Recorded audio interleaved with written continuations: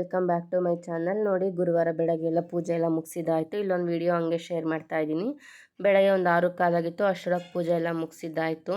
ಇವಾಗ ತಾನೇ ಸ್ವಲ್ಪ ಹಂಗೆ ಸೂರ್ಯ ಹುಟ್ತಾ ಇದ್ರು, ಹಂಗಾಗಿ ಇಲ್ಲೊಂದು ಕ್ಲಿಪ್ಪಿಂಗ್ ಆ್ಯಡ್ ಮಾಡಿಕೊಂಡೆ. ಪೂಜೆ ಎಲ್ಲ ಮುಗಿದಿದ್ದಾದ್ಮೇಲೆ ಇಲ್ಲಿ ತಿಂಡಿ ರೆಡಿ ಮಾಡ್ಕೊಂಡಿದ್ದೀನಿ. ಎಲ್ಲ ಕ್ಯಾರೆಟ್ ರೈಸ್ ಮಾಡೋಣ ಅಂತ, ತುಂಬ ಈಸಿಯಾಗಿ ಮಾಡ್ಕೊಬೋದು. ಅದಕ್ಕೆ ಇಲ್ಲೆಲ್ಲ ರೆಡಿ ಮಾಡಿ ಇಟ್ಕೊಂಡಿದ್ದೀನಿ. ಸಾಸಿವೆ, ಜೀರಿಗೆ ಮತ್ತು ಉದ್ದಿನಬೇಳೆ, ಖಾರದ ಪುಡಿ ಮತ್ತು ಗರಂ ಮಸಾಲ ಮತ್ತು ಒಂದು 4 ಹಸಿಮೆಣ್ಸಿನ್ಕಾಯಿ ಮತ್ತು ಕರಿಬೇವಿನ ಸೊಪ್ಪು ಮತ್ತು ಕೊತ್ತಂಬರಿ ಸೊಪ್ಪು ಕಟ್ ಮಾಡಿ ಇಟ್ಕೊಂಡಿದ್ದೀನಿ.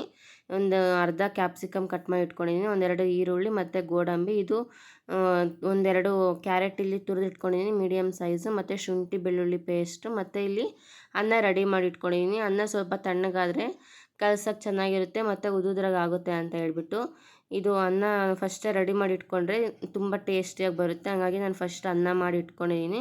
ನೆಕ್ಸ್ಟ್ ಇವಾಗ ನೋಡಿ, ಇಲ್ಲಿ ಎಲ್ಲ ರೆಡಿ ಮಾಡಿ ಇಟ್ಕೊಂಡಿದ್ದೀನಿ. ಹಿಂಗೆಲ್ಲ ರೆಡಿ ಮಾಡಿ ಇಟ್ಕೊಂಡ್ರೆ ತುಂಬ ಬೇಗನೆ ಮಾಡ್ಕೊಂಬಿಡ್ಬೋದು. ನೆಕ್ಸ್ಟ್ ಇವಾಗ ಒಂದು ಬಾಣಲಿ ಇಟ್ಕೊಂಡು ಅದಕ್ಕೆ ಕಾದಾದ್ಮೇಲೆ ಇಲ್ಲಿ ಎಣ್ಣೆ ಹಾಕ್ಕೊತಾ ಇದ್ದೀನಿ. ಎಣ್ಣೆ ಎಲ್ಲ ಬಿಸಿ ಆಗಾದ್ಮೇಲೆ ಸಾಸಿವೆ ಜೀರಿಗೆ ಹಾಕ್ಕೊತಾ ಇದ್ದೀನಿ. ಸಾಸಿವೆ ಜೀರಿಗೆ ಎಲ್ಲ ಚಿಟಪಟ ಅಂತ ಅಂದಮೇಲೆ ನೆಕ್ಸ್ಟ್ ಇವಾಗ ಇದಕ್ಕೆ ಗೋಡಂಬಿ ಹಾಕ್ಕೊತಾ ಇದ್ದೀನಿ.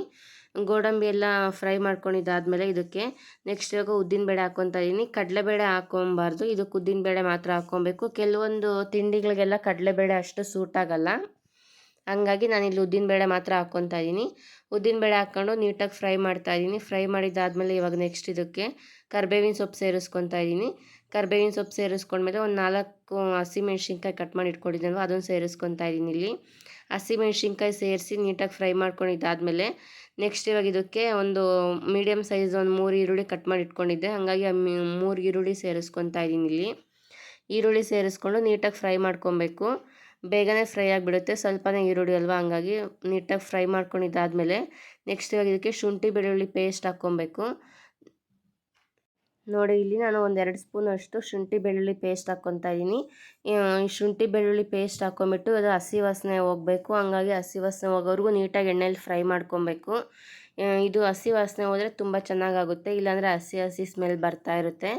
ಹಂಗಾಗಿ ನೀಟಾಗಿ ಫ್ರೈ ಮಾಡ್ಕೊತಾ ಇದ್ದೀನಿ. ಇಲ್ಲಿ ಅದೆಲ್ಲ ತಳ ಹಿಡಿಯೋ ಚಾನ್ಸಸ್ ಇರುತ್ತೆ, ಶುಂಠಿ ಬೆಳ್ಳುಳ್ಳಿ ಪೇಸ್ಟ್ ಹಾಕಿರ್ತೀವಲ್ಲ, ಹಂಗಾಗಿ ನೀಟಾಗಿ ಫ್ರೈ ಮಾಡ್ಕೊಬೇಕು.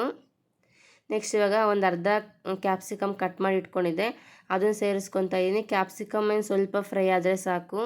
ನೆಕ್ಸ್ಟ್ ಇವಾಗ ಇದಕ್ಕೆ ಒಂದು ಮೀಡಿಯಮ್ ಸೈಜಷ್ಟು ಕ್ಯಾರೆಟ್ ತುರಿದಿಟ್ಕೊಂಡಿದ್ದೆ, ಒಂದೆರಡು, ಅದನ್ನು ಸೇರಿಸ್ಕೊತಾ ಇದ್ದೀನಿ. ಕ್ಯಾರೆಟ್ ರೈಸ್ಗಲ್ಲ, ಅದಕ್ಕೆ ಇಲ್ಲಿ ಟೊಮೊಟೊ ಏನೂ ಹಾಕ್ಕೊತಾ ಇಲ್ಲ, ಕ್ಯಾರೆಟ್ ಸ್ವೀಟ್ ಇರುತ್ತಲ್ವ, ಹಂಗಾಗಿ. ನೆಕ್ಸ್ಟ್ ಇವಾಗ ಈ ಕ್ಯಾರೆಟ್ ತುರಿನ ನೀಟಾಗಿ ಫ್ರೈ ಮಾಡ್ಕೊಬೇಕು. ಕ್ಯಾರೆಟ್ ಬೇಗನೆ ಫ್ರೈ ಆಗಿಬಿಡುತ್ತೆ, ತುರ್ಕೊಂಡಿರ್ತೀವಲ್ವ, ಹಂಗಾಗಿ. ನೋಡಿ, ಇಲ್ಲಿ ಕ್ಯಾರೆಟ್ ಎಲ್ಲ ನೀಟಾಗಿ ಫ್ರೈ ಮಾಡ್ಕೊಬೇಕು. ಅದು ಹಸಿ ವಾಸನೆ ಹೋಗೋವರೆಗೂ ಎಣ್ಣೆಲೆ ನೀಟಾಗಿ ಫ್ರೈ ಮಾಡ್ಕೊಂಡ್ರೆ ಆಯಿತು. ಇದು ರೈಸು ತುಂಬಾ ಈಸಿಯಾಗಿ ಮಾಡ್ಕೊಬೋದು ಮತ್ತು ಹೆಲ್ದಿ ಕೂಡ ಹೌದಲ್ವ. ಕ್ಯಾರೆಟ್ ಮಕ್ಕಳೆಲ್ಲ ಈ ತರಕಾರಿ ತಿನ್ನಲ್ವಲ್ಲ, ಅಂಥವ್ರಿಗೆಲ್ಲ ಈ ಥರ ಮಾಡಿಕೊಡ್ಬೋದು. ಆರಾಮಾಗಿ ತರಕಾರಿ ತಿನ್ನಿಸ್ದಂಗೆ ಆಗುತ್ತೆ. ನೆಕ್ಸ್ಟ್ ಇವಾಗ ಇದಕ್ಕೆ ಅರಿಶಿನ ಪುಡಿ ಹಾಕ್ಕೊಂಡಿದ್ದೀನಿ. ಅರಿಶಿನ ಪುಡಿ, ಸ್ವಲ್ಪ ಗರಂ ಮಸಾಲ ಮತ್ತು ಸ್ವಲ್ಪ ಖಾರದ ಪುಡಿ ಹಾಕ್ಕೊಂಡಿರ್ತೀನಿ.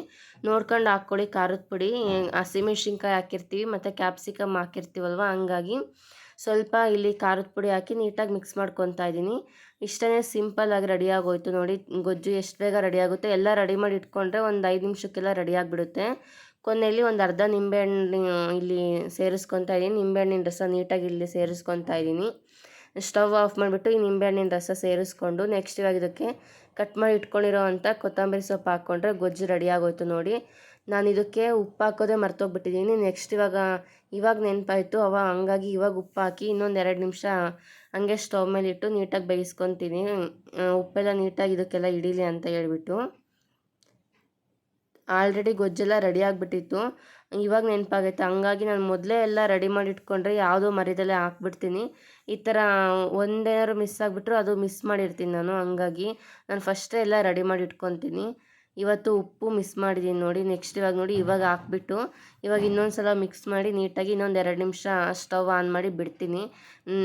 ನೀಟಾಗಿ ಉಪ್ಪು ಹಿಡೀಲಿ ಗೊಜ್ಜಿಗೆಲ್ಲ ಅಂತ ಹೇಳ್ಬಿಟ್ಟು ನೀಟಾಗಿ ಮಿಕ್ಸ್ ಮಾಡ್ಕೊತಾ ಇದ್ದೀನಿ. ನೋಡಿ, ಕೊನೆಯಲ್ಲಿ ಹಾಕ್ಕೊತಾ ಇದ್ದೀನಿ. ನೈಸ್ ಉಪ್ಪು ಹಾಕ್ಕೊಂಡ್ರೆ ಬೇಗ ಮಿಕ್ಸ್ ಆಗುತ್ತಲ್ವ, ಹಂಗಾಗಿ ನಾನು ನೈಸ್ ಉಪ್ಪೇ ಹಾಕ್ಕೊಂಡು 1-2 ನಿಮಿಷ ನೀಟಾಗಿ ಫ್ರೈ ಮಾಡಿಕೊಂಡೆ. ನೋಡಿ, ಗೊಜ್ಜು ರೆಡಿಯಾಗೋಯ್ತು.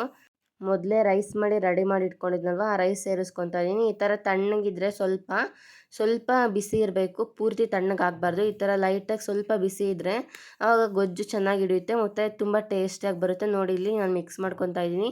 ಈ ಕ್ಯಾರೆಟ್ ರೈಸ್ ಅಂತೂ ತುಂಬಾ ಚೆನ್ನಾಗಿರುತ್ತೆ ಮತ್ತು ತುಂಬಾ ಈಸಿಯಾಗಿ ಮಾಡ್ಕೊಬೋದು.